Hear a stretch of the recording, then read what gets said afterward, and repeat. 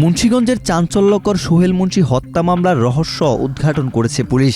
নিহতের স্ত্রীকে কেন্দ্র করে দীর্ঘদিনের ক্ষোভ ও প্রতিশোধের জেরেই এই হত্যাকাণ্ড সংঘটিত হয়েছে বলে জানিয়েছে পুলিশ।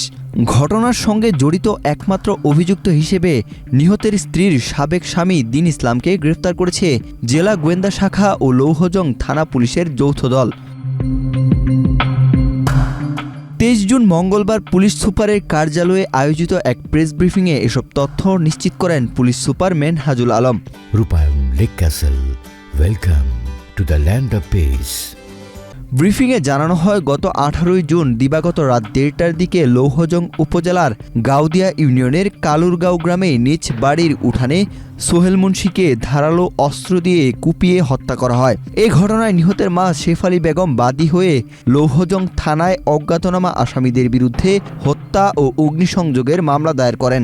মঙ্গলবার ভোরে টঙ্গিবাড়ি উপজেলার জশলং ইউনিয়নের সেরাজাবাদ গ্রামে নিজ বাড়ি থেকে দিন ইসলামকে গ্রেফতার করা হয়। সোহেল মুন্সির বউকে কেন্দ্র করে, সোহেল মুন্সির বউয়ের নাম হলো নূপুর। এই নূপুর এর আগে একটি বিয়ে হয়েছিল এক জায়গায়। তার আগের যে স্বামীর নাম দিন ইসলাম, সেটা হলো টঙ্গিবাড়ি থানাধীন জশলং ইউনিয়নের শেরজাবাদ গ্রামের বাড়ি, এবং সেই ঘরে তার একটা পুত্র সন্তান রয়েছে 3 বছরের। তার সাথে বিবাহ সম্পর্কে থাকা অবস্থায় এই যে ভিকটিম সোহেল মুন্সির সাথে নূপুরের পরিচয় হয় এবং একটা প্রেমের সম্পর্ক গড়ে ওঠে, এবং এক পর্যায়ে সে এই দিন ইসলামকে বাদ দিয়ে সে সোহেল মুন্সির ঘর করা শুরু করে, এবং সেই ঘরে কিন্তু একটা 2 মাসের একটা বাচ্চা রয়েছে। তো এই যে আমরা এই ঘটনার সাথে যে জড়িত নূপুর আক্তারের যে পূর্বের স্বামী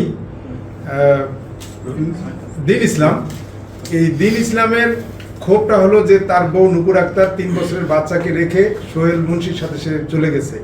এই ক্ষোভ থেকেই সে একটা পরিকল্পনা আঁকে যে এই যে ভিকটিম সোহেল মুন্সিকে সে আর দুনিয়া থেকে সরাই দিবে।